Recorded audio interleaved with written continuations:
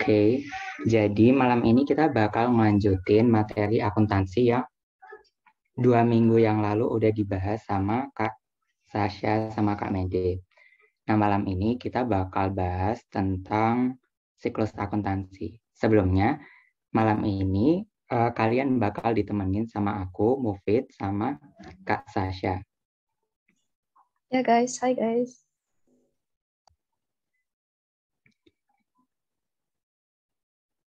Oke, lanjut. Jadi malam ini kita bakal ada 3 agenda, ada 3 aktivitas. Yang pertama kita bakal bahas tentang apa itu basis kas. Sebelumnya kita doa dulu ya. Oke. Doa dipersilahkan.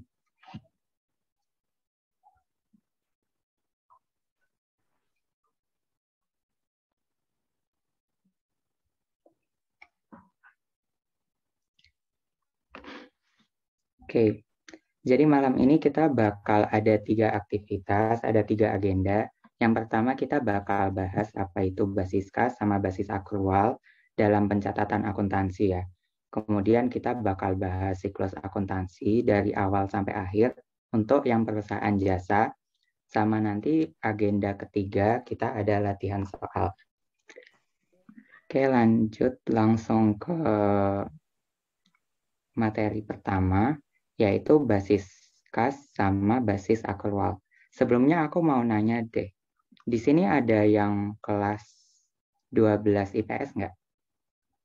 Atau dapat akuntansi? Ada nggak? Ada nggak? Coba jawab. Yang lain? Nah, aku mau nanya, kalian udah belajar tentang ini belum? Tentang basis kas sama basis akrual? Udah belajar apa belum? Atau tahu nggak basis kas itu apa, basis akrual itu apa?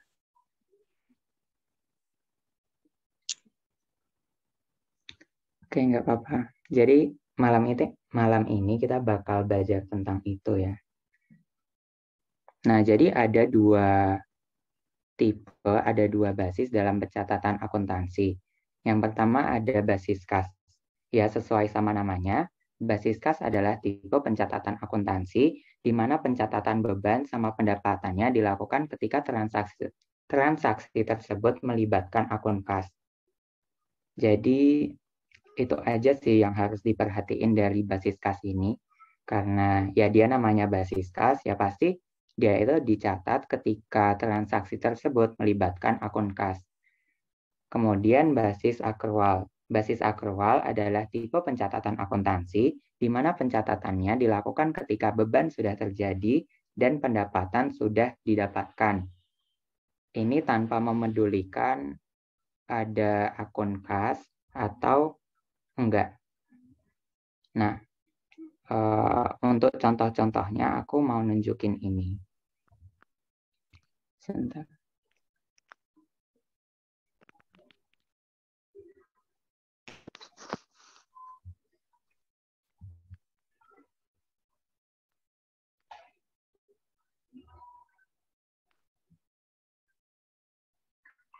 Nah, di sini ada beberapa contoh transaksi. Nanti kita bakal nentuin basis kas, pencatatan basis kasnya bakal kayak gimana, pencatatan basis akrualnya bakal kayak gimana. Nah, di sini ada yang pertama, perusahaan membeli peralatan sebesar 10 juta dibayar kredit. Nah, ini kalian pasti udah tahu kan gimana cara menganalisisnya, akun-akun apa aja yang terlibat dalam transaksi ini. Kemarin udah dijelasin kan sama Kak Sasha dan Kak Mede. Nah, kemudian tentang bagaimana pencatatan menggunakan basis kas sama basis akrualnya kayak gini. Jadi basis kasnya itu nggak ada karena perusahaan membeli peralatan sebesar 10 juta dibayar kredit. Jadi perusahaan itu kan belum ngeluarin kasnya. Jadi sesuai sama pengertian dari basis kas tadi, untuk transaksi ini nggak ada basis kasnya, nggak ada pencatatan basis kasnya. Jadi pencatatannya itu bakal muncul ketika udah dicicil.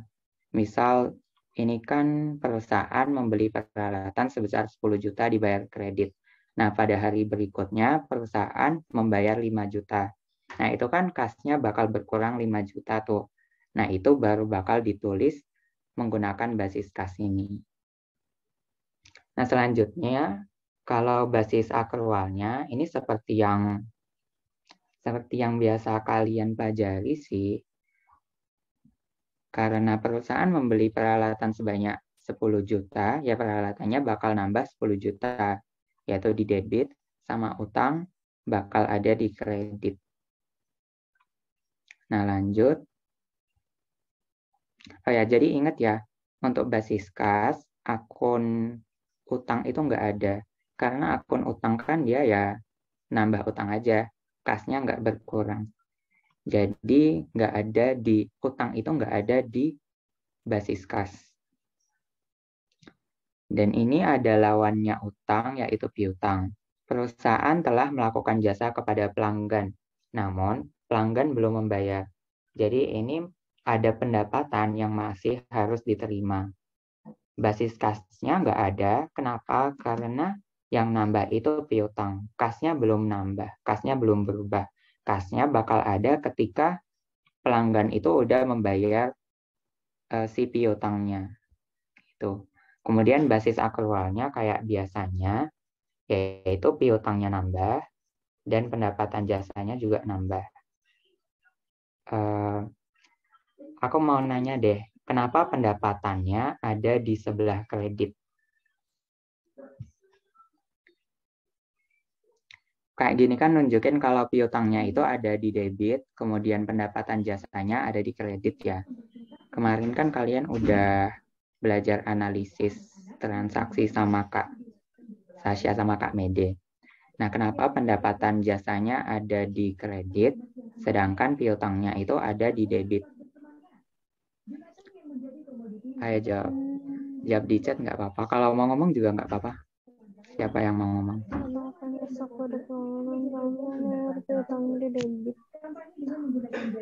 Gimana?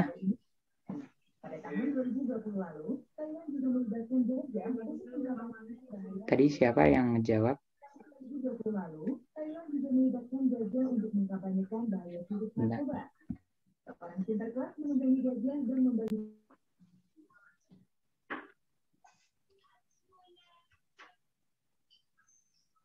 Ya, karena kan kita harus ingat lagi ya yang kemarin ada 3 akun yang bakal memengaruhi modal. Kayak sebelumnya persamaan dasar akuntansi, harta sama dengan utang ditambah modal. Nah, modal itu kan dipengaruhi sama 3 akun. Ada pendapatan, ada prefer, sama ada biaya atau beban. Nah, pendapatan kan dia sifatnya menambah modal. Sedangkan modal itu ada di kredit, ada di sebelah kiri.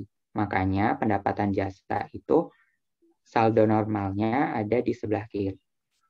Nah, lanjut. Ini juga sebenarnya udah pernah dibahas sama Kak Sasha. Jadi perusahaan menerima pendapatan diterima di muka atas jasa yang akan dikerjakan esok hari. Jadi ini tuh istilahnya kayak dia dapat DP, kan jasanya belum dilakukan, tapi dia udah dapat uang muka gitu. Nah, pencatatannya kayak gimana? Pencatatan kasnya ada, pencatatan akrualnya ada, tapi pencatatannya beda. Nah, jadi kalau ngomongin kas, dia itu kan menganggap pendapatan sama biaya ketika transaksi tersebut udah melibatkan akun kas. Nah, jadi dalam basis kas langsung ditulis kasnya bertambah, kemudian pendapatannya juga bertambah. Balik lagi ke yang tadi, kan kalau ngomongin basis kas, pendapatan sama biaya itu dicatat ketika transaksi tersebut udah melibatkan akun kas. Nah, ini kan dia udah mendapatkan pendapatan diterima di muka. Jadi bakal ada kas yang masuk kan. Jadi kasnya bertambah, pendapatannya bertambah. Nah, basis akrualnya beda. Jadi kasnya itu bakal bertambah, tapi untuk kreditnya itu bukan pendapatannya yang bertambah, tetapi pendapatan diterima di muka. Ada yang tahu nggak bedanya pendapatan sama bedanya apa? Ya, pendapatan diterima di muka itu kenapa bisa dikredit? Apakah dia utang, apakah dia modal, apakah dia nambah modal, atau dia ngurangin modal? Siapa yang mau jawab?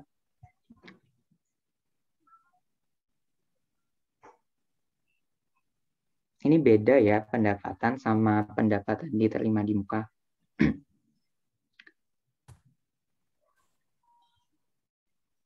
Kayak ada yang mau jawab nggak?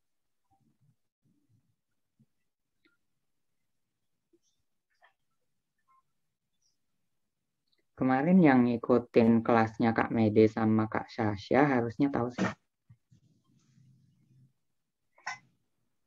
Ya, jadi Ataya benar ya. Dia masuk ke utang. Kenapa? Karena kan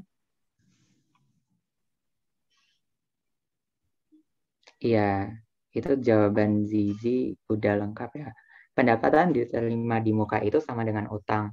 Karena kita sudah dibayar, tapi kita belum memberikan jasa. Jadi kita berhutang kepada kliennya. Jadi gitu ya jawabannya. Dan biasanya kalau kalian di mana? Di SMA, kalian bakal make basis kas atau basis akrual. Kalau misal ada transaksi kayak gini, menerima pendapatan diterima di muka atas jasa yang akan dikerjakan esok hari. Itu kalian makainya basis kas apa basis akrual?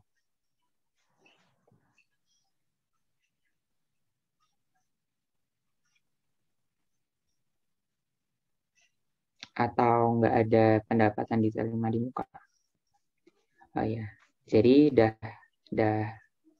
udah benar ya pakai akrual. Nah, yang keempat itu ada tentang sewa dibayar di muka. Jadi transaksinya itu perusahaan membayar sewa dibayar di muka sebesar 50 juta untuk 1 tahun. Nah, basis kas sama basis akrualnya bakal beda. Balik lagi ke balik lagi ke pengertian tadi, basis kas, pendapatan sama biaya itu dianggap atau dicatat ketika udah melibatkan akun kas. Karena ini dia udah membayar sebesar 50 juta, jadi pada saat itu juga biaya itu dianggap. Padahal ini masih biaya dibayar di muka ya. Biaya sewa dibayar di muka untuk 1 tahun. Jadi sebenarnya kan biayanya itu belum terjadi, tapi udah dibayar di muka. Nah, itu bedanya bakal di basis kas sama basis akrualnya. Untuk basis kasnya, beban sewa itu bakal nambah 50 juta, kasnya bakal berkurang 50 juta. Jadi dia langsung ditulis sebagai beban sewa. Karena tadi bebannya udah langsung dianggap karena dia udah melibatkan akun kas. Nah, untuk basis akrual kan pencatatan biaya dan pendapatan itu dilakukan ketika pendapatan itu udah diberikan jasanya sama biayanya udah terjadi. Jadi di sini bakal ditulis sewa dibayar di muka 50 juta dan kas berkurang 50 juta. Nah, sewa dibayar di muka ini merupakan akun harta ya. Jadi dia letaknya ada di debit saldo normalnya. Nah, untuk contoh nanti ini bakal nyambung ke jurnal penyesuaian ya. Nah, ini kan perusahaan membayar sewa dibayar di muka sebesar 50 juta untuk 1 tahun ke depan. Nah, misal udah terjadi 6 bulan kemudian. Setelah 6 bulan kan bakal ada penyesuaian tuh. Sewanya udah digunakan sebesar 6 bulan. Nah, pada saat itulah biaya sewanya bakal dicatat. Nah, gitu.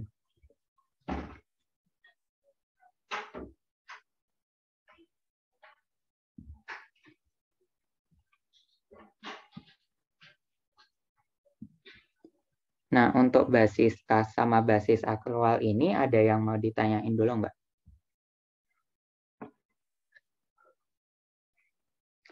Atau kalau mau lanjut, ketik satu aja ya, kayak biasanya Kak Sasya. Kalau udah paham, ketik satu. Kalau ada yang mau ditanyain, tanya aja.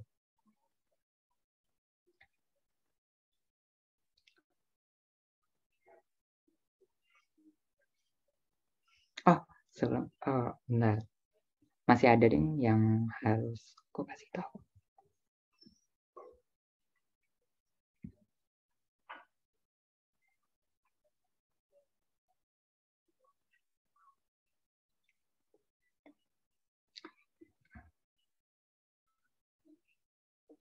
Jadi udah paham ya, kita lanjut. Nah, tadi kan udah aku tanyain tuh, di SMA kalian pakainya yang basis akrual atau basis kas. Nah, dan pada jawab akrual ya, itu sebenarnya ada alasannya. Kenapa? Karena untuk saat ini itu basis kas udah nggak digunain lagi. Kalian tahu kan ada itu apa sistem standar akuntansi yang IFRS, International Financial Reporting Standard, sama PSAK yang buat di Indonesia, Pernyataan Standar Akuntansi Keuangan. Nah, dua standar akuntansi, sebenarnya PSAK itu ngikut IFRS sih. Nah, dalam dua standar akuntansi itu, basis yang digunakan itu basis akrual. Kenapa? Karena dalam basis akrual, pencatatan yang dilakukan itu udah reliable. Nah, reliable ini satu prinsip akuntansi atau kualitas informasi akuntansi ya. Pengertiannya itu, reliable adalah sesuatu yang menunjukkan sejauh mana informasi secara akurat mencerminkan sumber daya perusahaan, perputaran modal, transaksi, dan lain-lain. Faktor ini adalah untuk membantu memberikan gambaran nyata atau realita yang tersaji dalam informasi akuntansi. Nah, kayak yang tadi udah aku kasih tahu contohnya, buat utang sama piutang, itu kan dalam basis kas nggak ditulis.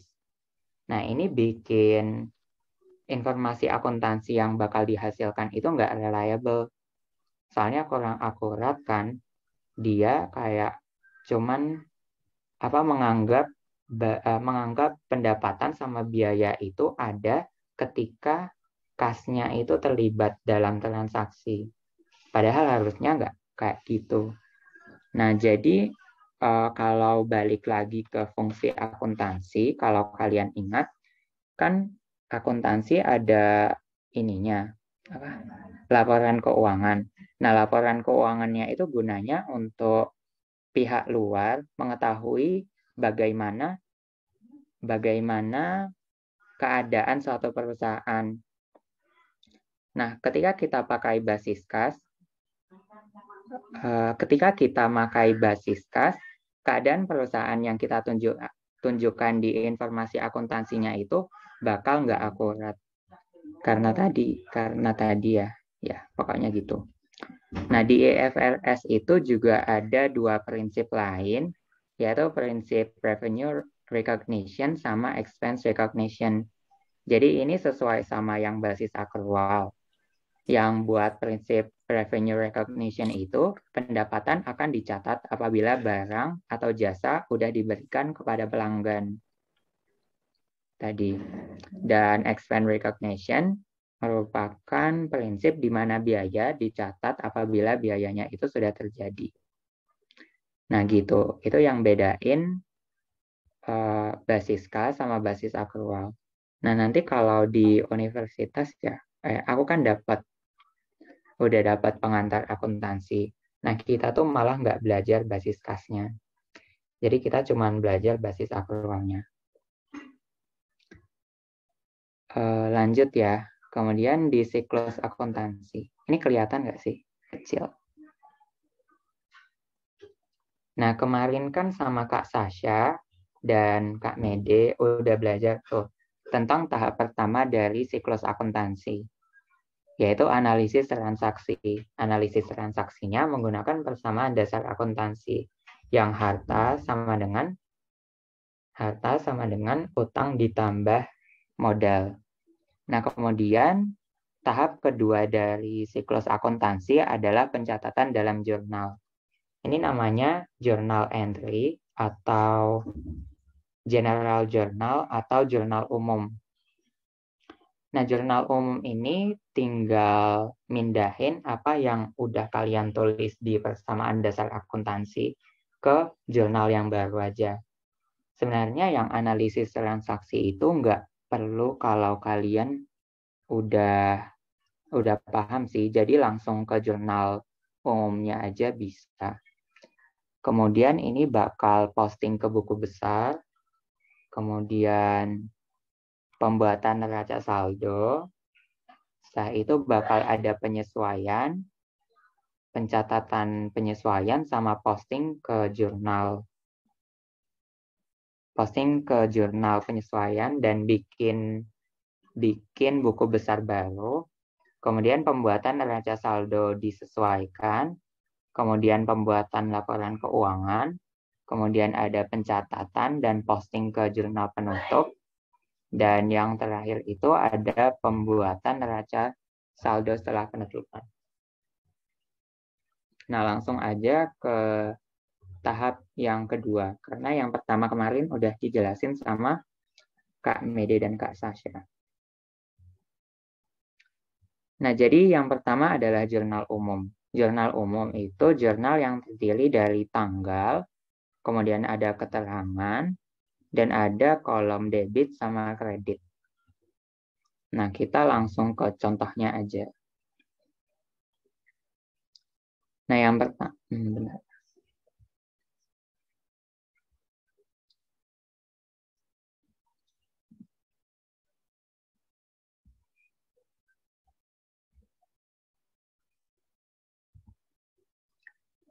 Nah, ini ada contoh soal. Jadi ada PT Hufflepuff Jaya merupakan suatu perusahaan jasa yang bergerak di bidang laundry. Berikut merupakan daftar transaksi PT Hufflepuff Jaya pada bulan Desember tahun 2021. Nah, yang pertama, pada tanggal 1, PT Hufflepuff Jaya membayar sewa dibayar di muka sebesar 1 juta untuk masa sewa 1 tahun, dimulai pada tanggal 1 Desember ini.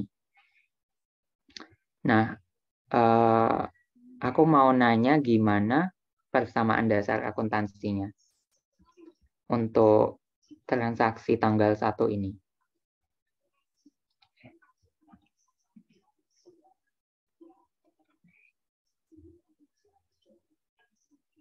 Coba tulis di kolom chat. Pada tanggal 1 ini transaksi persamaan dasar akuntansinya bentuknya kayak gimana?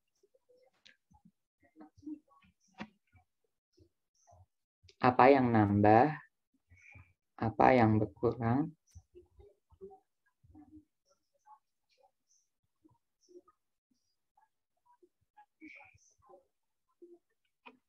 Halo. Ayo jawab dong. Siapa nih? Anissa, Cahyani, Ataya, Atea, Daisy. Ayo jawab. Sebenarnya udah ada sih. Ini aja deh, biar cepet. Kalian ada yang mau ditanyain nggak dari sini?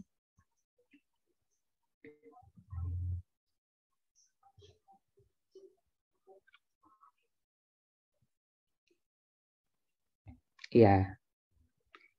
Jadi Zizi benar ya. Benar ya. Ketika sewa dibayar di muka, kita kan bakal mengeluarkan kas. Dan bakal ada yang nambah, yaitu sewa dibayar di muka. Ya, kalian bayangin lah. Nanti kasnya berkurang, sewa dibayar di mukanya bertambah. Karena dua-duanya itu di harta, jadi ketika dia bertambah, dia bakal masuk ke debit, Dan kasnya karena dia berkurang, masuk di kredit. Nah, itu udah dijawab Zizi. ZZ. Nah, kemudian tanggal 10, membeli perlengkapan secara tunai sebesar 1 juta. Nah, ini sama sih. Perlengkapannya bakal nambah 1 juta, kasnya bakal berkurang 1 juta juga. Tanggal 15, telah selesai melakukan service kepada pelanggan senilai 5 juta. Tapi uangnya belum dibayarkan. Jadi bakal ada piutang sebesar 5 juta dan kreditnya itu pendapatan. Sebesar 5 juta juga. Ingat ya, pendapatan kenapa bisa dikredit, jangan bingung. Kemudian ada beban listrik dan air pada tanggal 20 melakukan pembayaran atas listrik dan air sebesar 100.000. Jadi beban listrik dan airnya 100.000, kemudian kasnya berkurang jadi ada di kredit. Sedangkan pendapatannya ada di debit. Kenapa bisa ada di debit? Siapa mau jawab?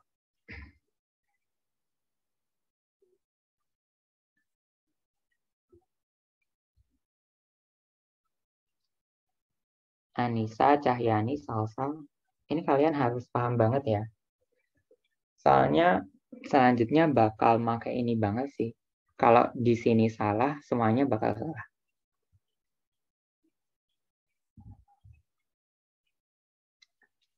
Beban kenapa bisa di debit? Buat yang tanggal 20 itu.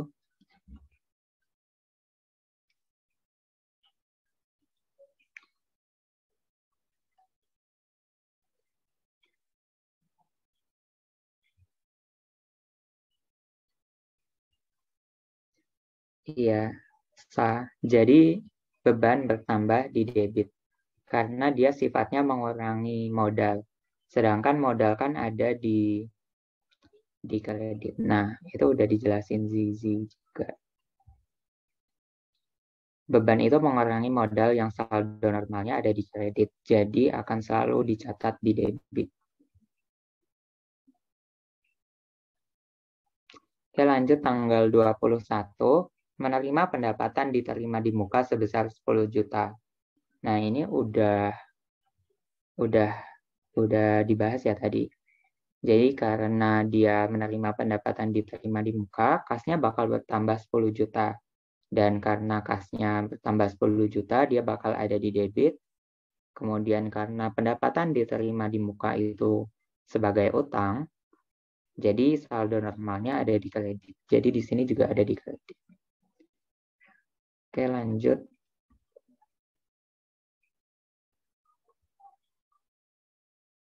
Nah, kemudian buku besar. Buku besar. Jadi buku besar ini kita kayak mengklasifikasikan akun-akun itu menjadi satu-satu gitu. Jadi ada jurnal buat beban sewa, ada jurnal buat beban iklan, ada jurnal buat beban gaji. Nah, ini itu didapetin dari jurnal umumnya. Dan proses nulis buku besar ini disebut sebagai proses posting ya. Nah, bentuk buat buku besar ada yang kayak gini, terus ada juga yang kayak gini. Ini biasanya disebut sebagai T account. Oke. Nah, lanjut dari yang tadi, kan kita udah punya jurnal umum tuh. Dan buat bikin buku besar, tinggal masukin akun-akun yang ada di jurnal umum. Jadi ini misal buku besar kas. Oh ya, untuk nulis buku besar itu harus ada nomor akunnya ya. Nomor akunnya itu yang di kanan atas, yang 001 ini. Nah, cara nulisnya itu kita lihat semua transaksi yang melibatkan akun kas yang ada di jurnal umum yang udah kita buat. Jadi pada tanggal 1 kan ada tuh kas dan dia letaknya di kredit. Jadi dalam buku besarnya, tanggal 1, kita nulis sebanyak 1 juta di kredit juga. Jadi sama ya. Kemudian tanggal 10, ada juga akun kas, dan dia letaknya di kredit. Jadi buat buku besarnya ada di kredit juga. Tanggal 15 nggak ada melibatkan akun kas. Tanggal 20 melibatkan akun kas sebanyak 100.000 yang ada di kredit. Jadi di sini juga kredit. Dan tanggal 21 kas juga ada, tapi dia debit sebanyak 10 juta. Nah, ini 10 juta. Jadi, dan buat buku besar itu ada kolom tanggal, keterangan, referensi, debit, kredit, sama saldo atau balance ya. Dan ya, kita tinggal ngitung aja. Pada tanggal 1 juta. Pada tanggal 10 kan nambah 1 juta, berarti saldonya jadi 2 juta di kredit. Tanggal 20 nambah 100.000 di kredit, jadi saldonya 2.100.000 di kredit. Dan pada tanggal 21 dia nambah di debit. Jadi 10 juta ini dikurang dengan 2.100.000, jadi 7.900.000. Nah, buat akun-akun yang lain, kalian bisa coba sendiri. Misal buku besar, buat sewa dibayar di muka, atau perlengkapan, atau piutang. Nah, gitu. Nah, selanjutnya adalah neraca saldo. Neraca saldo ini gabungan dari akun-akun, saldo akhirnya. Saldo akhir tiap akun. Jadi kan tadi di kas kita balik. Jadi di kas itu ada saldo akhir, yaitu 7.900.000. Nah, nanti di neraca saldo kita bakal nulis tuh kas ada di debit sebanyak 7.900.000. Nah, ini contohnya. Nulisnya itu paling atas neraca saldo, atau kebalik juga nggak apa-apa sih kayaknya. Neraca saldo, kemudian nama perusahaannya dan tanggalnya. Di sini ada nomor akunnya. Ingat, di buku besar harus ada nomor akunnya. Kemudian nama akun, debit, sama kredit. Ini saldo normalnya sih. Nah, lanjut dari contoh yang udah kita bikin. Tadi kan kas sebanyak 1 juta ada di debit. Nah, jadi di sini kas, nomor akunnya 001, kemudian di debit sebanyak 7.900.000. Nah, yang mungkin bikin stres anak akuntansi itu pas bikin neraca saldo sih. Karena di neraca saldo ini, saldo akhir tiap akun antara debit sama kreditnya itu harus seimbang, harus balance. Nah, kalau nggak balance, pasti ada yang salah. Balance pun kemungkinan bisa ada yang salah ya, apalagi nggak balance. Nah, kesalahannya itu bisa masukin dari buku besar ke neraca saldo, atau dari awal pas ketika analisis transaksi, atau salah ketika posting. Nah, selanjutnya bakal dibahas sama Kak Sasha. Oke, aku izin share screen ya.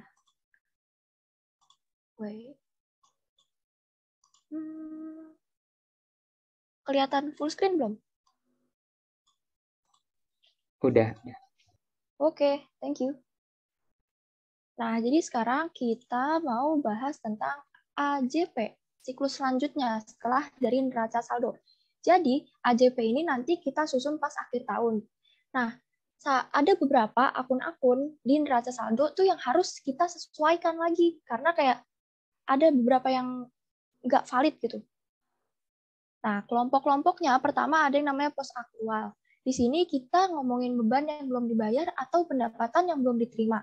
Yang kedua, ada yang namanya post deferral. Di sini kita ngomongin transaksi yang udah dicatat, tapi kita perlu koreksi lagi. Contohnya ada perlengkapan, beban dibayar di muka, pendapatan diterima di muka, penyusutan. Nah, sekarang kita bahas satu-satu, mulai dari si pos akrualnya.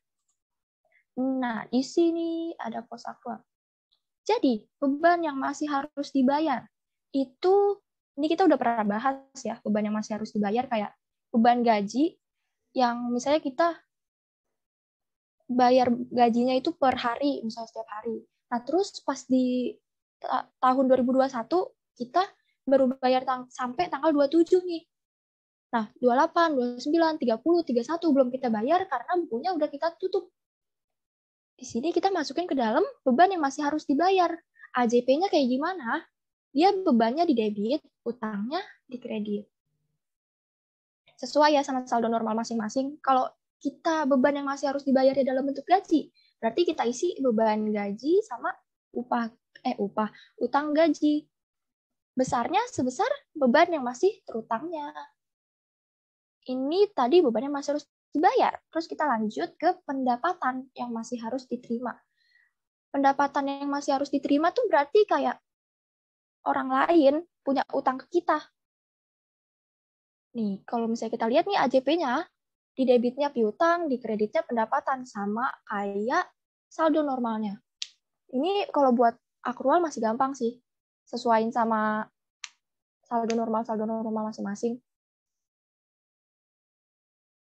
Nah, nanti abis ini kita ke post deferralnya. Agak ribet ya. Bentar. Clear. Nanti pas di akhir-akhir kita juga ada yang soalnya kok. TJ. Oh, bentar. Stephanie nanya. Post akrual. Nih, pos akrual itu beban yang masih belum dibayar atau pendapatan yang belum diterima. Isinya cuma dia berdua aja nih.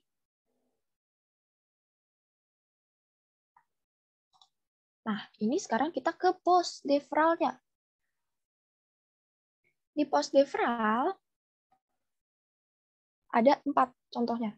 Pertama, pemakaian perlengkapan. Jadi kan kita udah beli perlengkapan, pasti ada dong perlengkapan yang udah kita pakai. Jadi harus kita kurangin. Caranya ada 2 nih.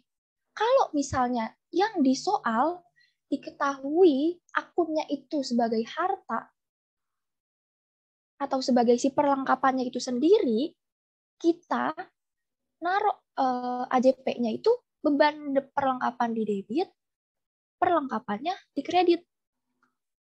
Sebesar perlengkapan yang udah kita habis pakai selama masa waktu tertentu. Terus kalau misalnya di soalnya itu akun yang dikasih tahu beban perlengkapan, bukan si perlengkapan itu sendiri. Jadi kalau misalnya dia dikasih taunya beban, AJP-nya ini kebalikannya.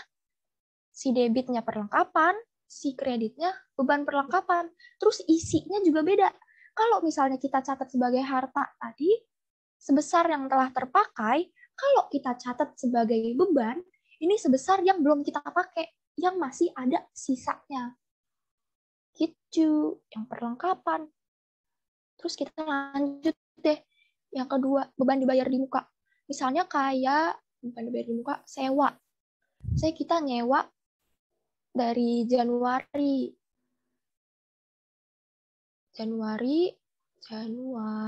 gitu sampai buat 2 tahun misalnya. Tapi kan dalam 1 tahun ini, misalnya 2021 sampai 2022 nih kita mau nyewa. Tapi harus kita tutup dong di tahun 2021 dulu, berarti Januari sampai Desember. Ini udah kita pakai kan? Januari sampai Desember 2021. Sewanya ini kita kurangin.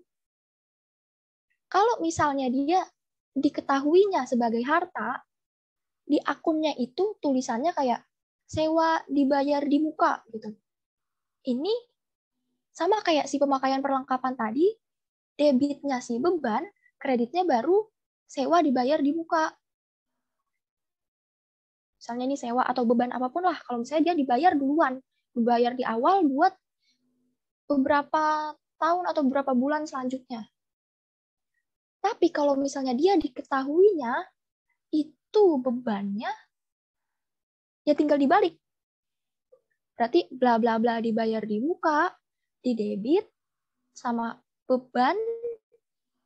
Saya kita contoh sewa lagi. Beban sewa di kredit. Sebesarnya juga sama kayak si perlengkapan. Kalau misalnya dicatat sebagai harta, ini sebesar yang telah terpakai. Kalau dia dicatat sebagai beban, dia sebesar yang masih tersisa.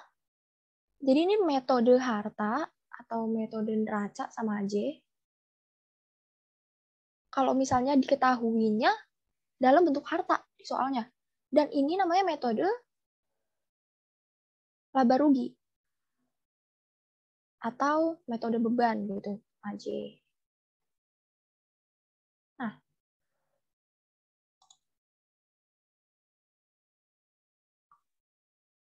oke, sampai sini buat post devral ada yang bingung nggak? Baru 2 sih contohnya. Ntar selanjutnya ada lagi. Aman-aman? Oke. Kita lanjut ke contoh yang bukan contoh, akun yang selanjutnya yang butuh kita sesuaiin. Nah, ini penyusutan harta tetap.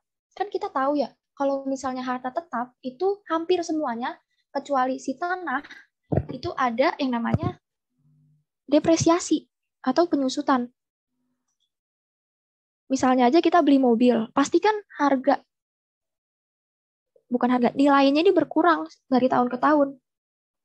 Nah, jadi kalau misalnya penyusutan ini, dia nggak ada tuh kayak metode harta, metode beban. Dia AJP-nya satu.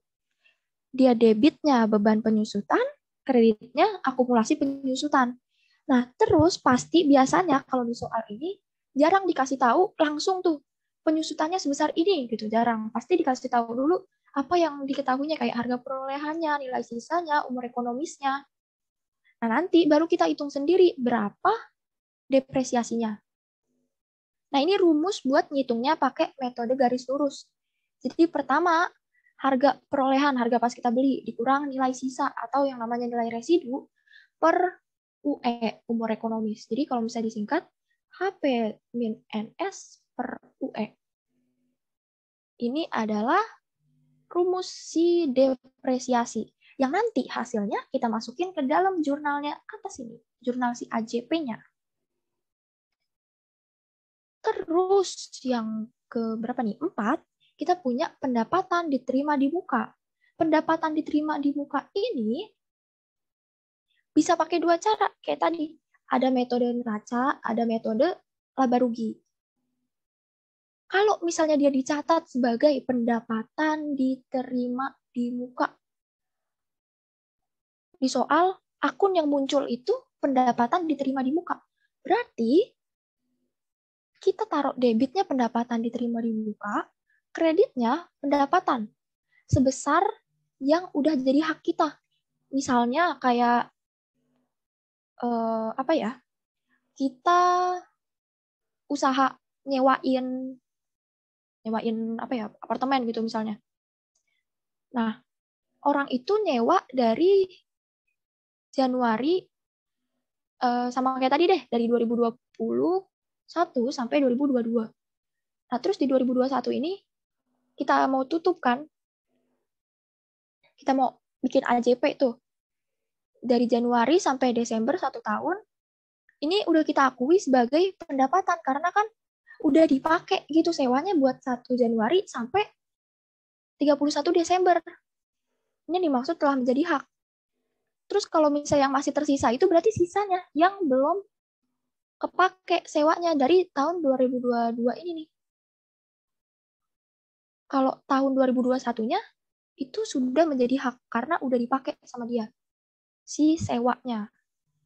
Kalau misalnya pakai metode neraca, debitnya pendapatan diterima di muka, kreditnya pendapatan. Kalau dia dicatat sebagai pendapatan atau ini pakai metode ikhtisar laba rugi, metode laba rugi, dia debitnya itu pendapatan, kreditnya pendapatan diterima di muka. Jadi sama aja kayak tadi, dibalik pokoknya kalau misalnya dia antara metode siapa tadi?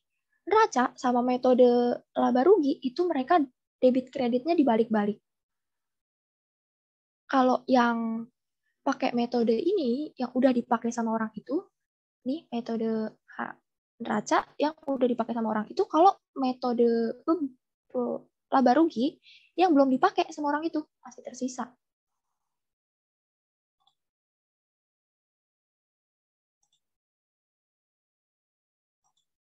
Bentar, Stephanie nanya, Kak, kan pendapatan kok jadi sewa? Contohnya misalnya dia pendapatan sewa gitu, Steph. Misalnya dia usahanya ini usaha nyewa gitu, contoh aja. Nah, oke. Habis ini kita lanjut ke contoh-contoh soal-soalnya buat si AJP. Nah, ini baru nih. Tadi mungkin masih ngawang, masih konsep-konsepnya. Sekarang kita lanjut ke aplikasiinnya si AJP-nya. Sekarang masih belum bisa bedain mana yang kredit, mana yang... ini tuh kemarin kita udah bahas tahu, Matthew, di ini.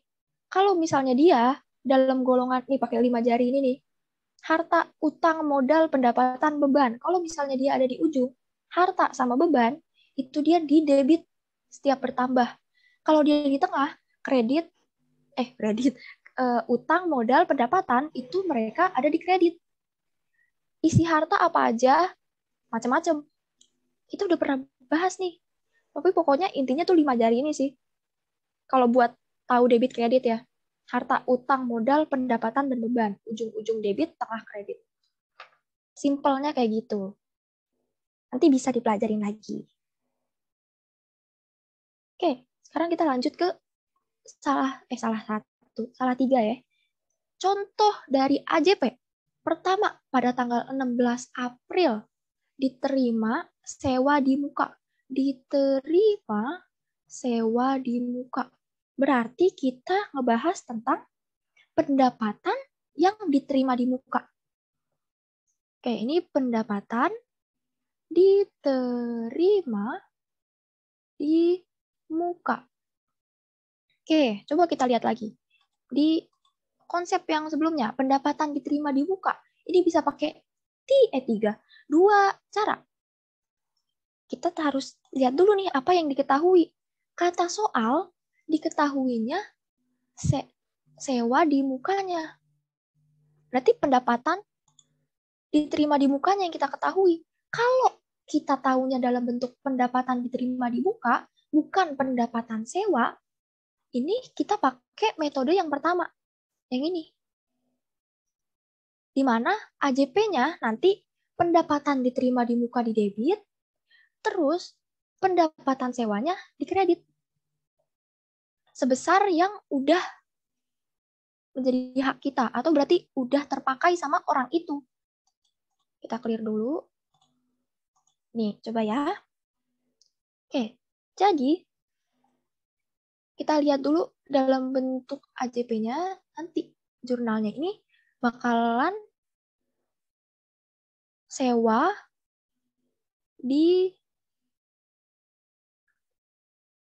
DDM, singkat aja, terus sama pendapatan sewa. Ini sesuai sama akun yang tadi ya. Jurnal yang ada di konsepnya. Terus sebesar 12 juta, ini kan buat setahun ya. Kita lihat pertama pada tanggal 16 April. Jangan sampai kita terkecoh nih kayak, oh 12 juta buat 1 tahun, berarti ini pasti 12 juta nih. Kan udah setahun gitu. Jangan ya, karena kita itu baru nerimanya tanggal 16 April. Nih, 16 April sampai, ingat kalau AJP itu selalu akhir tahun, 31 Desember. Ini di tahun yang sama ya, 2021. Oke, jadi kalau misalnya dia 16 April, ini dia ini bukan kita hitung sebagai bulan April. Nah, jadi kita baru ngitungnya itu bulan habis April siapa ya? Mei. Kenapa? Karena kalau misalnya dia dimulainya 1 sampai 15 itu baru kita hitung sebagai April. Kalau misalnya dia mulainya 16 sampai 31 atau 30, baru kita hitung sebagai bulan selanjutnya. Kalau dia dari awal sini ya. Dia kan bukan termasuk bagian dari 1 sampai 15. Berarti dia masuknya ke bulan Mei kita hitungnya. Jangan dimulai dari bulan Aprilnya. Sampai 31 Desember. Kalau 31 Desember ya berarti ya udah mentok sampai Desember kan. Desembernya tetap kehitung. Jadi kita hitung dari Mei. Mei, Juni, Juli, Agustus, September, Oktober, November, Desember. 8 bulan. Nih, 8 bulan yang kita pakai. Oke, ingat ya guys.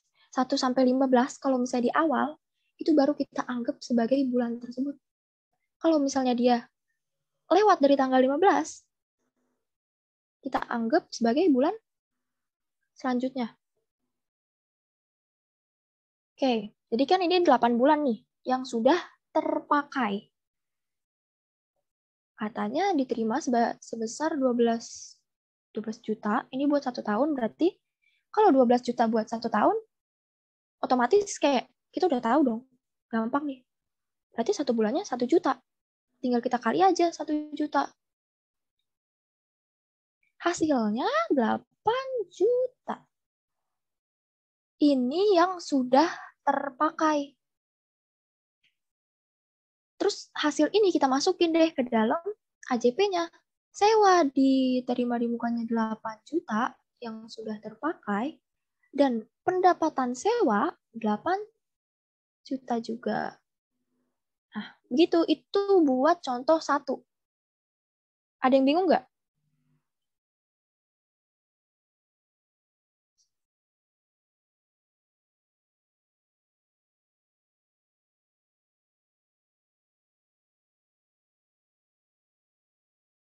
Oke.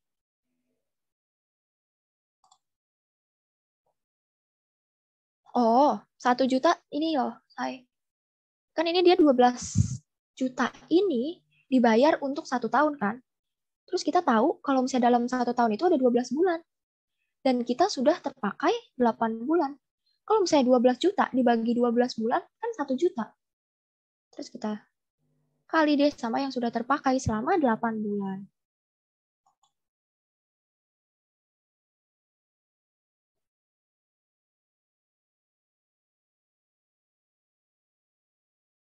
Kalau bentar, Stefani nanya, kalau bukan setahun tapi kayak 5 bulan gitu berarti 12 bagi 5. Yes. Terus kalau dicatat yang satunya di soal, tandanya apa? Oh, kayak tadi ya. Kalau bisa dicatat yang satunya nih, tandanya dia, kalau ini kan dia yang kita ketahui sewa di mukanya. Kalau misalnya kita catat pakai metode satu lagi, itu diketahuinya pendapatan sewa, bukan sewa di muka. Itu. Oke, kita lanjut ke kedua dulu ya, biar agak fast. Jika pada tanggal 1 Juli dibeli peralatan, oke. Ini udah kita lihat nih, ada harga, beban angkut, masa perkiraan, lalala. Berarti ini peralatannya menyusut. Kita cari dulu pakai rumus penyusutan yang tadi ya. Penyusutan itu HP min NS per UE, di mana harga perolehannya 50.000 dan beban angkut. Nah, beban angkut itu termasuk ke dalam harga perolehan. Berarti dia 60 nih ribu. Dikurang nilai sisa. Nilai sisanya katanya 10. 10.000. Dibagi umur ekonomisnya katanya 5 tahun. Berarti 60.000 dikurang 10.000, 50.000 bagi 5. 10.000 ini penyusutannya per tahun sebesar 10.000. Oke, kita balik lagi ke konsep deh. Tadi penyusutan, berarti jurnalnya, AJP-nya, beban penyusutan debit, akumulasi penyusutan di kredit. Berarti tinggal AJP sama dengan beban penye, akumulasi penye. Sebesar berapa tuh? Oh, ini kita belinya baru tanggal 1 Juli. Kalau misalnya kita lihat dari 1 Juli, Juli itu bulan keberapa ya? 7. Sampai, ingat AJP sampai tanggal 31, berarti 1 Juli kita tetap hitung dalam Juli dong. Kan dia 1 sampai 15 itu kita hitung dalam bulan tersebut. 1 Juli sampai 31 Desember, Juli, Agustus, September, Oktober, November, Desember. 6 bulan. 6 bulan. Berarti kalau 10.000 per tahun, kalau kita bayangin aja nih, 6 bulan itu kan setengahnya kan. Berarti tinggal 10.000 dibagi 2 sama dengan 5.000. Ini dari Juli sampai Desember. Nah, baru inilah yang kita masukin ke dalam AJP-nya. 5.000, 5.000. Kalau buat penyusutan sih nggak terlalu ribet ya, kayak harus cari, oh dia tuh pakai metode yang mana gitu, nggak. Cuman tinggal kita hitung penyusutannya berapa, terus langsung masukin ke AJP-nya. AJP-nya juga cuma 1, beban sama akumulasinya. Nih, kita lanjut ke nomor 3. Kalian kalau misalnya ada yang mau nanya, langsung di chat aja ya. Aku ngelanjut dulu. Pada tanggal 6 April dibayar beban sewa. Oke, kita yang bayar nih berarti sekarang. Kita bayar beban sewa buat berapa? 2 tahun. Pertama, kita lihat dulu. Kita tahunya dia beban. Diketahui akun beban. Tadi kayak udah dijelasin kalau misalnya dia pakai metode neraca, itu diketahui sewanya. Kalau misalnya dia pakai metode laba rugi, diketahui bebannya. Berarti dia pakai metode yang laba rugi. Di mana AJP-nya, nih kita balik ke yang, kita balik ke yang tadi, beban dibayar di muka. Kalau misalnya dia dicatat sebagai beban, ini dia nulisnya bebannya di kredit, baru bla bla bla dibayar di mukanya di debit. Nih kita, kelewat ya. Nih, berarti AJP-nya sewa DDM sama beban sewa. Oh ya, ini DDM-nya beda BTW, ini dibayar ya. DBDM dibayar di muka. Terus kita ingat tadi pakai metode laba rugi. Berarti kalau misalnya dia pakai metode laba rugi, yang kita masukin ke dalam AJP bukan apa yang sudah terpakai, tapi apa yang masih tersisa. Apa yang belum kita pakai. Yang masih tersisa. Berapa tuh kira-kira? Oke, jadi kita hitung lagi deh. Lihat diketahui kita beli mulai 6 April. 6 April. Sampai AJP, ingat, sampai 31. Berarti yang sudah terpakai ini selama April, Mei, Juni, Juli, Agustus, September, Oktober, November, Desember. 9 ya. 9 bulan. Oke, terus ini kan yang sudah terpakai. Kalau misalnya kita lihat untuk 2 tahun, guys. 2 tahun itu berapa bulan? 24 bulan. Sementara yang sudah terpakai 9 bulan. Tapi kita nggak masukin yang sebesar 9 bulan ini ke AJP. Jangan lupa. Karena yang diketahui ini kan beban sewanya. Jadi kita pakai metode si laba rugi di mana kita masukin yang masih tersisanya. Jadi yang masih tersisa tinggal 24 dikurangin 9, 15. 15 bulan masih tersisa. Nah, kira-kira 15 bulan ini berapa juta? Ini kita tinggal lihat lagi deh. Dibayarnya ini 2.400.000 untuk 2 tahun. 2.400.000 untuk 2 tahun berarti 2.400.000 dibagi 24 bulan, 1 bulannya itu 100.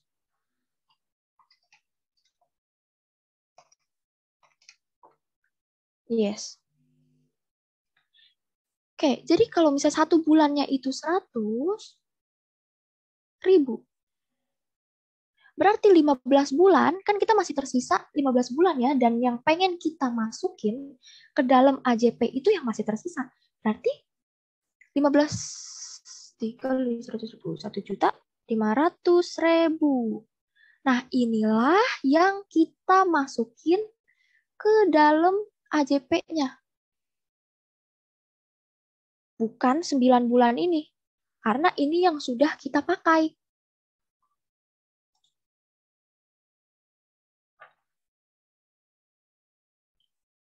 Bentar, Stefani nanya. Kalau misalnya di soal pendapatan juga masuknya metode laba rugi. Yes.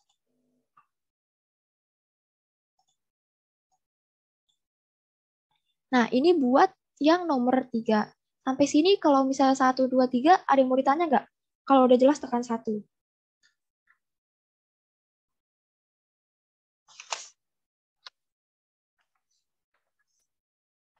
Gimana, guys? Mau dicerna dulu, silakan. Tungguin. Oke.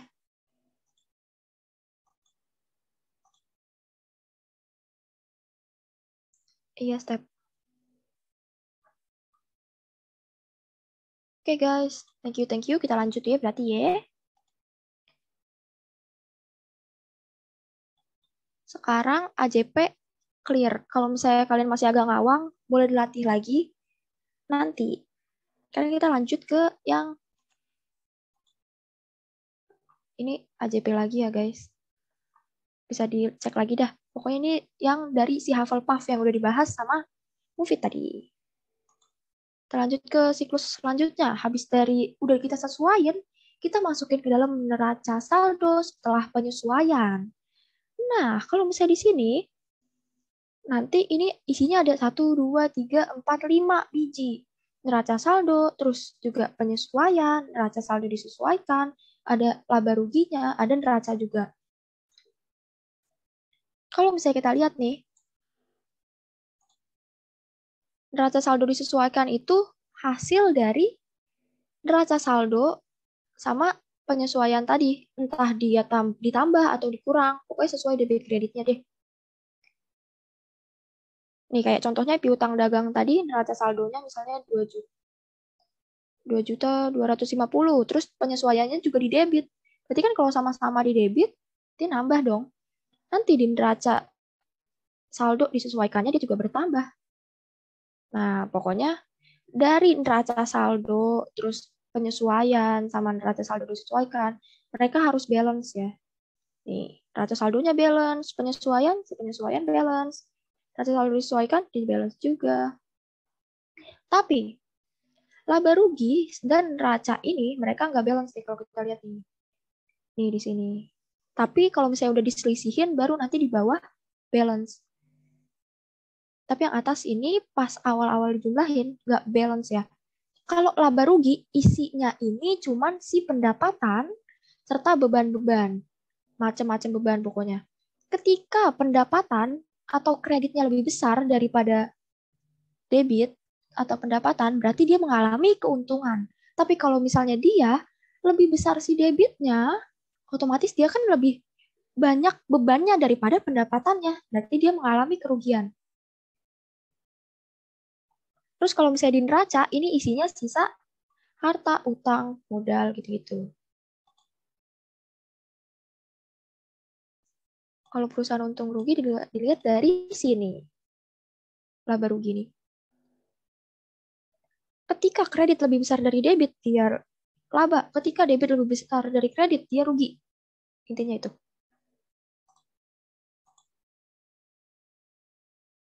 Nih, kita lanjut nih. Habis dari neraca saldo yang tadi, kita ke laporan keuangan. Ada yang namanya laporan laba rugi. Ini selisih dari total pendapatan dan total beban. Terus ada yang namanya laporan perubahan modal.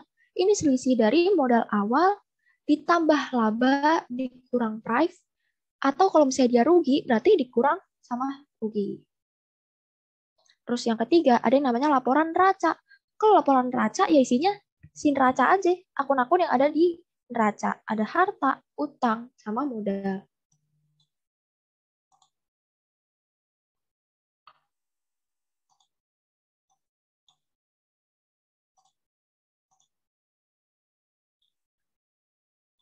Nah, habis itu setelah kita tadi udah macam-macam tuh, kita ke yang namanya jurnal penutup. Step pertama, kita nutup akun-akun yang ada di debit. Oh ya, BTW, jurnal penutup ini bukan buat akun neraca ya, jadi cuma akun-akun nominal aja nih. Dan akun yang mempengaruhi modal. Jadi, di debit itu ada, kalau misalnya saldo normalnya nih kita lihat beban, pembelian, retur penjualan, potongan penjualan, ini mereka saldo normalnya di debit. Tapi ketika mereka masuk ke dalam jurnal penutup, dibalik. Awalnya dia saldo normal di debit, dimasukin ke dalam kredit. Nah, terus di debitnya ada siapa? Ikhtisar laba rugi. Nah, itu buat jurnal penutup yang menutup kolom debit. Terus di sini kita menutup kolom pendapatan. Atau kalau misalnya di akun nominal kan kreditnya itu, debit itu beban, kreditnya itu si pendapatan kan.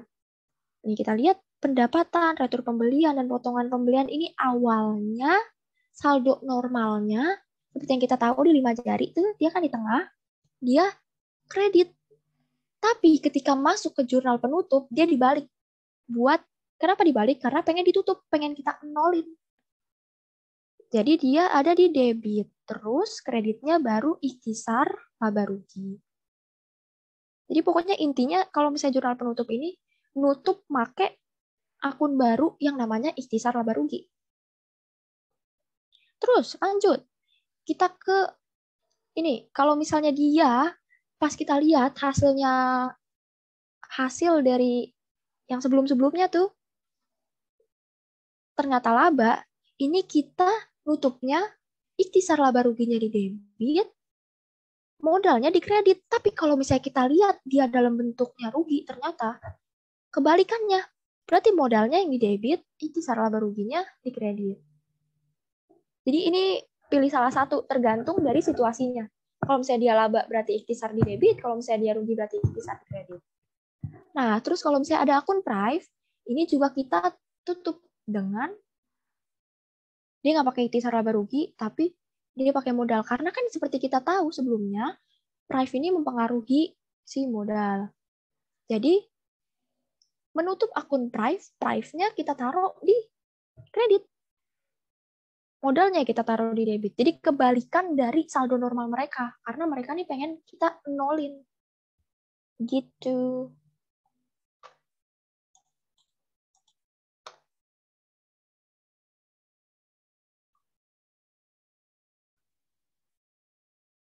Ikhtisar itu apa? Apa ya ikhtisar ya? Mufid tahu nggak, Fit? Ikhtisar apaan? Aku juga belajar asal ikhtisar laba rugi. Pokoknya namanya udah sama.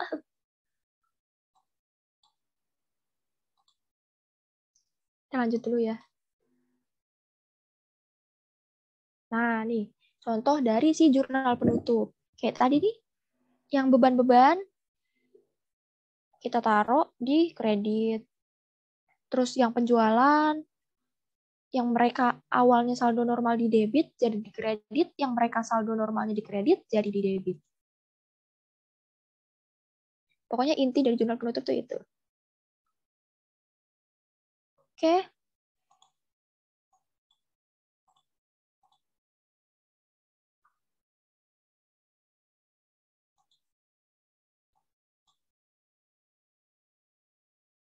Nah, habis tadi kita udah menutup akun-akun nominal beserta akun-akun yang mempengaruhi akun nominal, akun-akun yang mempengaruhi modal, kayak si Prive, kita sekarang nutup nih, bikin neraca saldo setelah penutup. Hanya berisi akun real. Kenapa? Karena si akun nominalnya tadi udah kita nolin sama ikhtisar laba rugi. Oke? Jadi isinya cuma ya harta, utang, modal, dia aja. Nih, bisa kita lihat sesuai dengan saldo normal mereka masing-masing. Kas lalalala. Ini kan mereka harta. Terus juga ini akumulasi, ini mempengaruhi si peralatan. Terus ada lagi yang namanya utang. Terus utang lagi ada di kredit, dan modal di kredit juga. Dan hasil mereka balance di neraca saldo setelah penutup.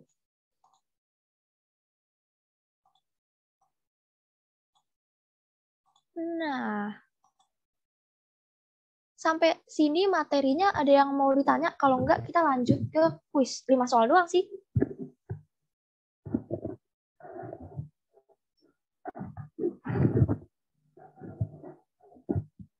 Tidak ada, tidak ada. Pendapatan beban itu aku nominal. Yes, step.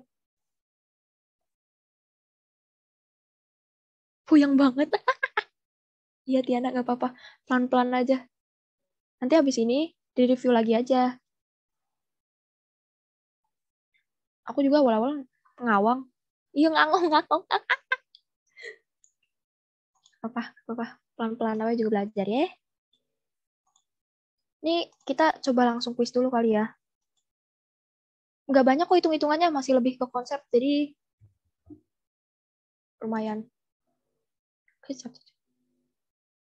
Beda akun nominal sama real. Kalau akun real itu isinya itu akun-akun yang mempengaruhi persamaan dasar akuntansi. Ada harta, utang, modal. Kalau akun nominal itu isinya akun-akun si akun itu yang mempengaruhi modal dalam persamaan dasar akuntansi. Yang mempengaruhi modal itu siapa? Ada pendapatan, ada beban. Akun nominal sih cuma 2, pendapatan beban. Kalau misalnya si real itu harta, utang, modal. Tuh. Oke, lanjut ke kuis yang pertama. Jika penutupan retur pembelian di akhir periode berada dari debit. Ini penutupan, guys. Jurnal penutupan. Kira-kira kalau misalnya retur pembelian, dia tadi ada di mana?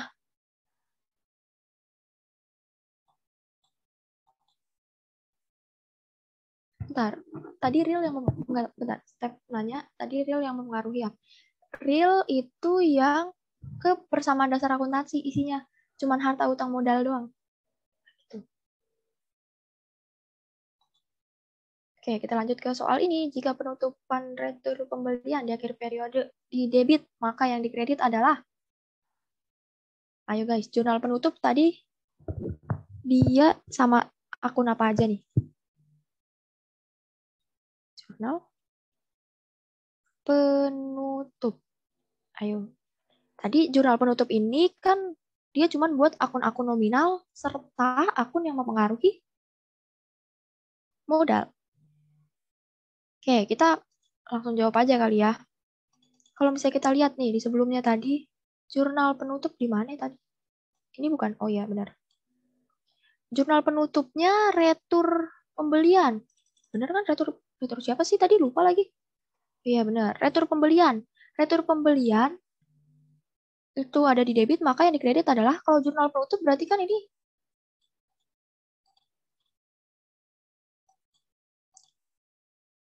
isinya jurnal penutup ini tadi kan ditutup sama si ikhtisar laba rugi. Berarti kalau misalnya dia di debitnya ada retur, berarti di kreditnya buat nutup dong si laba rugi. Jawabannya yang ini. Neng.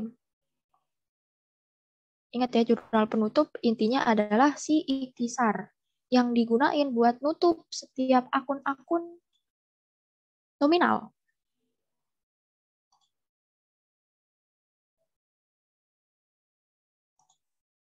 Gimana nomor 1? Mau lanjut ke nomor 2?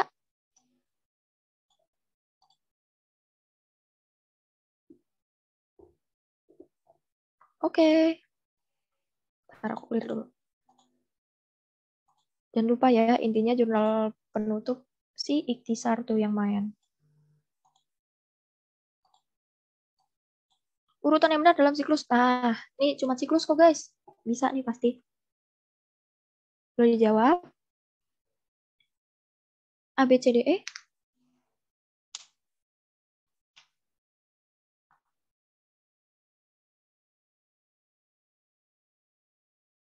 Ayo, siapa? Jurnal penyesuaian, neraca saldo, kemudian jurnal penutup. Neraca saldo, jurnal penutup laporan keuangan.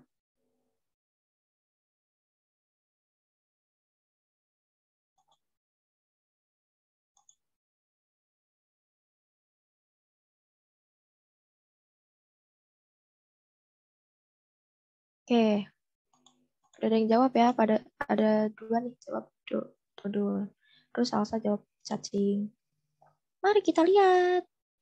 Karena mostly dodol cacing, kita lihat ke dodol cacing aja nih berarti.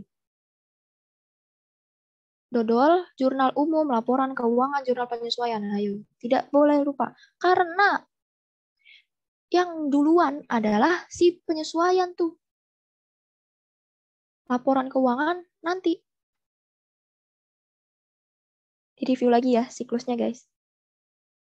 Itu tinggal cuman diinget-inget aja sih. Terus kalau yang cacing, raca saldo, jurnal penyesuaian, dan raca lajur ini udah sesuai ya sama siklus yang tadi ada di gambar. Jadi jawabannya yang cacing. Yes.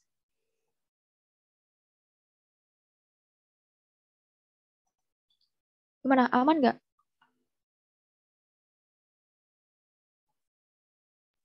Kayak mungkin kalau ada yang bingung, di siklus tadi kan nggak ada tuh neraca lajur atau apa worksheet, apa lagi namanya? Ada. Ya ada. Ada deh. Ada David. Bentar. Tapi setauku neraca lajur itu nggak wajib kan? Ini. Oh, yang siklus awal tadi, yang slide kedua. Wait. Nah, jadi itu sebenarnya dia Ah, fungsinya cuman buat ini aja, memudahkan kita buat ngisi income statement-nya nanti. gak wajib tapi dia sebenarnya. Mm-mm. Oke. Tapi intinya ada ya guys. Ada. Walaupun sunnah berarti dia. Gak fardu ain. Ya. Lanjut ya. Nomor 3. Hehehe. Ini kita pakai rumus dari laporan keuangan. Ada yang mau ngitung? Apa mau langsung hitung? Apa sih? Tapi diwajibkan buat bisa. Iya, sama. Aku juga diwajibin.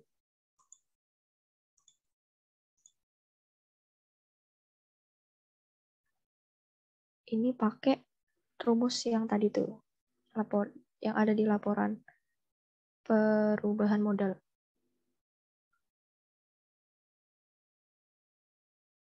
Di laporan keuangan.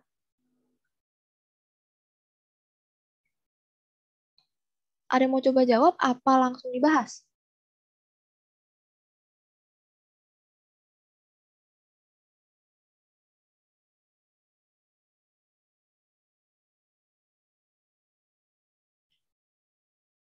Mana ya tadi rumusnya?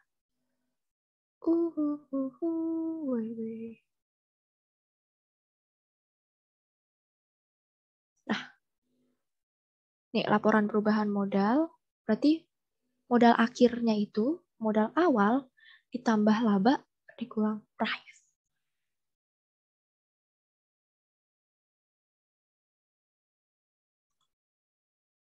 Laporan perubahan modal adalah modal akhir itu modal awal ditambah laba kurang price. Nah, udah sampai sini nih rumusnya. Ada yang mau coba masukin? Berapakah pendapatannya?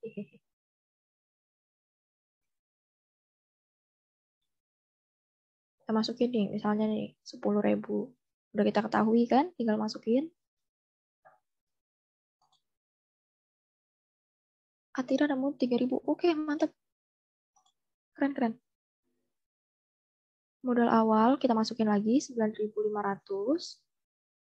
Ditambah, oh nggak ada nih labanya gitu. Gimana dong? Nggak tahu. Oke, mari kita kosongin dulu, dikurang price. Price berapa? 1.000. Terus kita bingung nih, nyarinya laba di mana dong? Kemudian tiba-tiba kita mendapatkan ilham bahwa rumusnya ada di laporan keuangan juga. Mana ya? Wait. Ini nih. Nih dia laporan laba rugi. Jadi laba atau rugi itu didapat dari total pendapatan dikurangin total beban. Berarti kita masukin deh ke dalam. Masukin ke dalam. Astagfirullah. Ke dalam sih yang tadi nih, yang laba kita belum ketemu nih. Kita masukin laba sama dengan pendapatan dikurang beban. Pendapatan ini yang kita cari kan ya kebetulan ya. Berarti kalau misalnya kita cari, tulis aja X gitu misalnya. X, terus katanya tadi kan pendapatan dikurang beban ya, kalau mau nyari laba atau rugi. X dikurang beban. Oh, 1.500. Oke, 1.500. Nah, nah, kita tinggal cari si X. Ini kayak MTK biasa, pindah ruas, pindah ruas. Sini deh, 10.000 di kalau misalnya 9.500 pindah ruas dikurang 9.500. Terus ini minus 1.500 pindah ruas jadi plus 1.500. Terus minus 1.000 kita pindah ruas jadi plus 1.000 sama dengan X.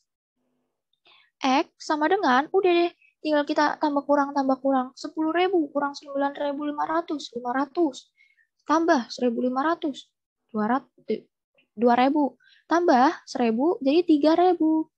Terus tadi katanya si X ini buat menunjukkan pendapatan.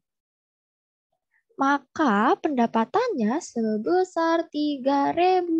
Yeah. Mana?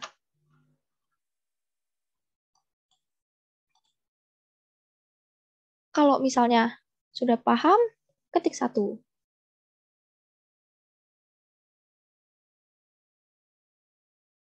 Kalau mau di mencerna dulu juga nggak apa-apa. Oke.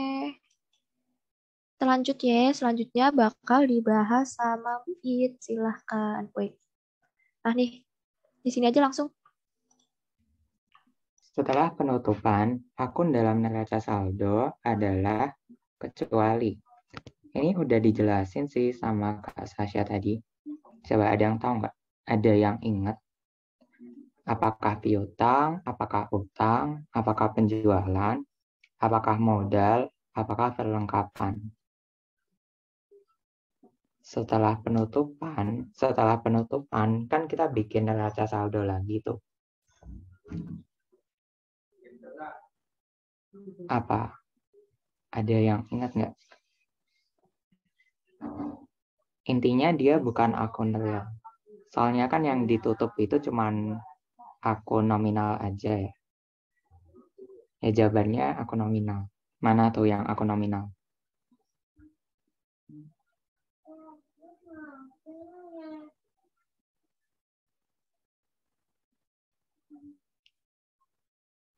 Yang lain? Ya. Jadi jawabannya yang C ya. Penjualan. Karena cuman dia yang merupakan akun nominal. Yang lainnya akun real, akun real, akun real. Ya kayak yang tadi udah dijelasin sama Kak Sasha. Karena pas penutupan itu kita menolkan akun-akun nominal. Di neraca saldo setelah penutupan cuman ada akun real aja. Oke lanjut.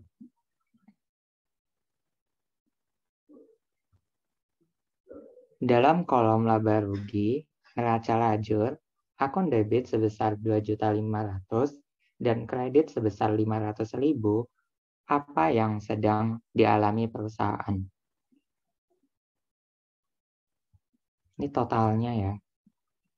Dalam kolom laba rugi neraca lajur, akun debitnya itu 2.500.000, sedangkan akun kreditnya 500.000.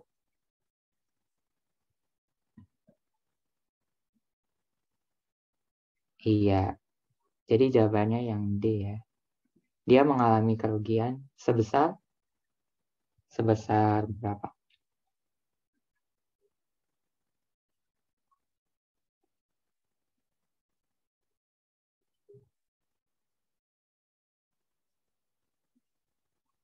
Iya, sebesar 2 juta.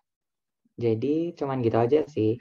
Kalau di kertas kerja, kita lihat di kolom laba ruginya, ketika kreditnya itu lebih tinggi daripada debit, maka perusahaan itu mengalami keuntungan. Tapi kalau misalnya di neraca pada neraca lajur, kolom neraca pada kertas kerja, misal kreditnya yang lebih tinggi, berarti dia mengalami kerugian. Pokoknya mereka kebalikan aja sih. Nah, sampai sini ada yang mau ditanyain nggak? Dari awal tadi, dari siklus, dari basis pencatatan, ada yang mau ditanyain lagi nggak?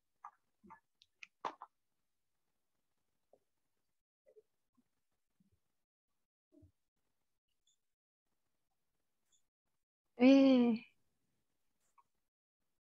udah selesai nih guys. Kalau misalnya Ya, belum nggak ada yang mau ditanyain lagi, kita cucu. Kan sebentar di dalam sabar. Wait, siklusnya tadi, bentar. Ini, ada gambarnya. Nah, ini sih cuma tinggal diapalin aja.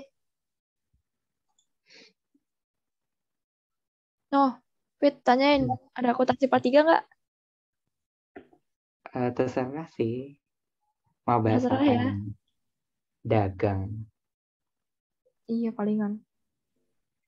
Tapi ekonomi lain juga perlu lah ya. Hmm.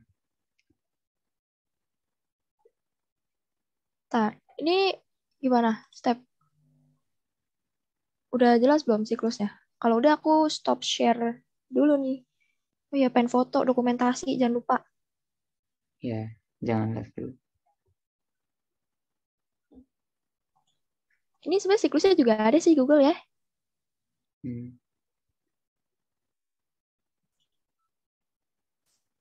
Yang nonton, enam, mana Setelah non? penyesuaian. Oh, 5 itu pencatatan dan posting jurnal penyesuaian.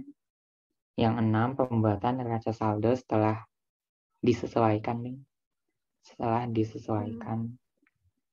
oke.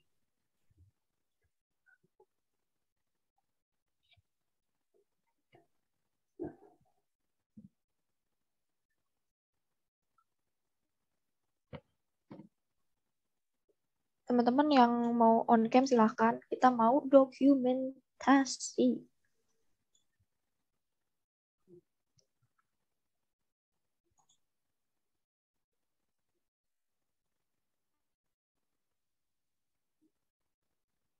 Laporan keuangan nih. Ada contohnya nih. Nah, aku lihat di wait.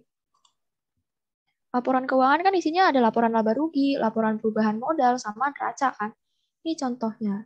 Kayak si Hufflepuff yang tadi kita bahas dari tadi tuh. Kalau laporan laba rugi nih, yang di sini. Pendapatan sama biaya kan. Net income berarti pendapatan dikurang biayanya. Terus laporan perubahan modal, modal awal, terus tambah ini. Terus dikurangin price kalau ada, tapi ini nggak ada. Jadi modal pemiliknya sebesar ini. Gitu. Ini bentuk dari si siapa tadi yang ditanya? Ya, laporan keuangan. Kalau kertas kerja, nih yang di atas nih, dia bentuknya panjang, ngeng gitu. Tapi di sini kan ada income statement tuh. Di laporan Yes. keuangannya juga ada income statement. Kayaknya itu sama aja sih. Tapi yang neracanya yang beda. Apa namanya? Balance sheet-nya. Balance sheet. Hmm. Nah, biasanya kan ada akun prive tuh. Nah, akun prive kan dia masuk ke balance sheet. Jadi dia bakal langsung ada di balance sheet sini. Padahal kalau kita ngikutin laporan keuangan, urutannya kan laporan laba rugi, laporan perubahan modal, habis itu baru neraca.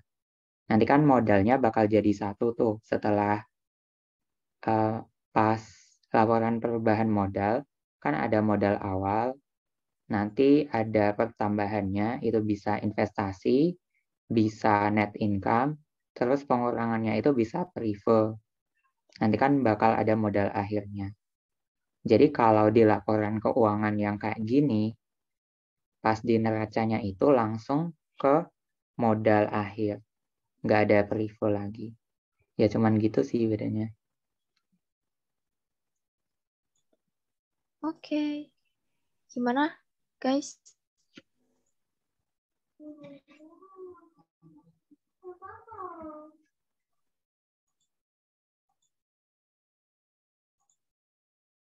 Oke. Yoi. Wait, stop share dulu. Oke. Ada mau on cam nggak? Kalau nggak juga nggak apa-apa sih, senyamannya kalian aja.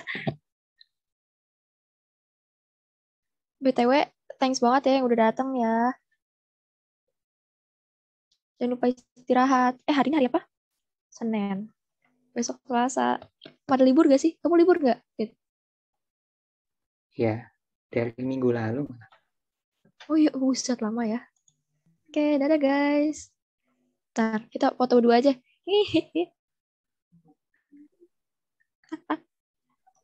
Dah.